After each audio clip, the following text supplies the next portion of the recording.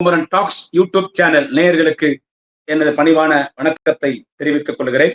49வது பிறந்த நாள் விழா காணும் அன்பகத்தின் மன்னன், எங்களின் அண்ணன், அறிவாலயத்தின் இளவரசன், திராவிட இயக்கத்தின் 5ஆம் தலைமுறை, திராவிட இயக்கத்தின் குலக்குழுந்து, திராவிட இயக்கத்தின் இளைய தளபதி, கழக இளைஞரணி செயலாளர், மாண்புமிகு துணை முதலமைச்சர், எதிர்கால தமிழகம் எங்கள் ஆருயிரண்ணன் உதயநிதி ஸ்டாலின் அவர்களுக்கு எனது இனிய பிறந்த நாள் வாழ்த்துக்களை தெரிவித்துக் கொள்கிறேன்.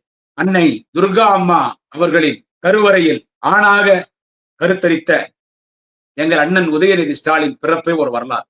கருவில் இருக்கும் பொழுதே மாண்புமிகு அண்ணன் உதயநிதி ஸ்டாலின் அவர்கள் ஒரு போராளி. அண்ணன் உதயநிதி ஸ்டாலின் எங்கள் அன்னை, அன்னியார், அம்மையார் துர்கா அம்மா அவர்களின் கருவிலே இருக்கும் பொழுதே தலைவர் தளபதி அவர்கள் விசா சிறையிலே விசா கைதியாக இருந்தார். தலைவர் தளபதி அவர்களை எங்கள் அன்னியார் அவர்கள் பார்க்க செல்லும் பொழுது 1 மாத கர்ப்பிணி கருவிலே அண்ணன் உதயா இருக்கிறார். அண்ணன் உதயா பிறந்த கை குழந்தையுடன் பல்வேறு போராட்டங்களிலே தலைவர் கலைஞர் குடும்பம் பங்கேற்ற பொழுது அன்னியார் அவர்கள் அண்ணன் உதயாவை கை குழந்தையாக எடுத்து போராட்டங்களுக்கு சென்றிருக்கிறார். கழக மாநாடுகளுக்கு சென்றிருக்கிறார். ஒரு 4 வயது சிறுவனாக இருக்கும் பொழுது கருப்பு சட்டை, ஒரு கருப்பு கால் சட்டை, நிக்கர் அணிந்து கொண்டிருக்கிறார் அண்ணன் உதயா.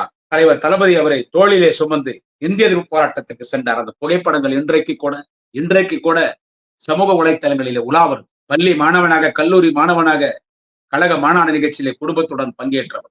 அதான் சொன்னேனே, கருவிலே திமுக போராளி. அண்ணன் உதயா அவர்களுக்கு யாருக்கும் இல்லாத வரலாறு இருக்கிறது. யாருக்கும் இல்லாத வரலாறு. தலைவர் கலைஞரின் மூத்த பிள்ளை முரசொலி அறக்கட்டளை தலைவராக பொறுப்பு வகித்தார். தலைவர் கலைஞரின் மூத்த பிள்ளை முரசொலி அறக்கட்டளை தலைவராக பொறுப்பு வகித்தார். அண்ணன் உதயா காலத்தில் முரசொலி சர்க்குலேஷன் அதிகமானது. சர்வதேச ஆங்கில பத்திரிகை அளவுக்கு தரம் உயர்ந்தது.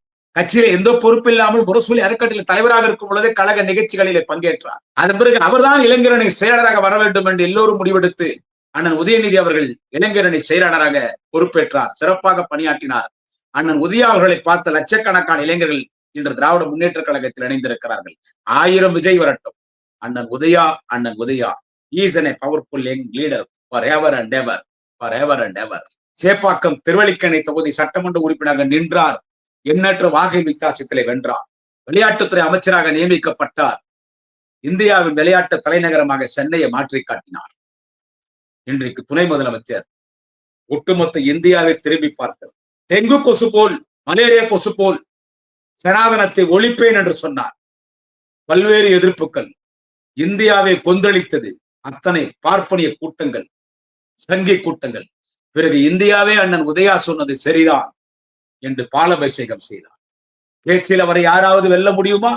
அண்ணன் உதயாவை வாலிப கலைஞராக தலைவர் கலைஞரின் இதயத்தை இரவலாக பெற்றிருக்கிற அண்ணன் உதயா கலைஞராகவே பேசுகிறார். மடந்திருந்த வெள்ளம் போல், குற்றால அருவி போல், வற்றாத ஜீவநதி போல் அண்ணன் உதயாவின் பேச்சு. ஆஹா, அவர் பேசும் பொழுது அவரை நாங்கள் வாலிப பெரியாராக பார்க்கிறோம், வாலிப அண்ணாவாக பார்க்கிறோம், வாலிப கலைஞராக பார்க்கிறோம், 2ஆம் தளபதி ஸ்டாலினாக பார்க்கிறோம். அண்ணன் உதயநிதி பிறந்த நாள் விழாவில் மகிழ்ச்சியாக அவர்கள் வாழ்த்து சொல்லி ஒரு செய்தியை பதிவு செய்கிறேன். ஆனபிள் அவர் அண்ணன் Udhayanidhi Stalin today deputy CM, tomorrow definitely CM. பிறந்த நாள் விழா காணும் மாண்புமிகு அண்ணன் உதயநிதி ஸ்டாலின் வாழ்க வாழ்க வாழ்க வாழ்கவே. பிறந்த நாள் விழா நாயகன், நாளைய முதல்வர், நாளைய கழக தலைவர் மாண்புமிகு அண்ணன் உதயநிதி ஸ்டாலின் வாழ்கவே. நன்றி, வணக்கம். குடியாத்தம் குமரன்.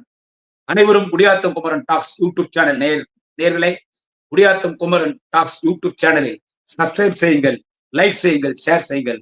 வணக்கம். நாளை இன்னொரு பதிவிலை சந்திக்கிறேன்.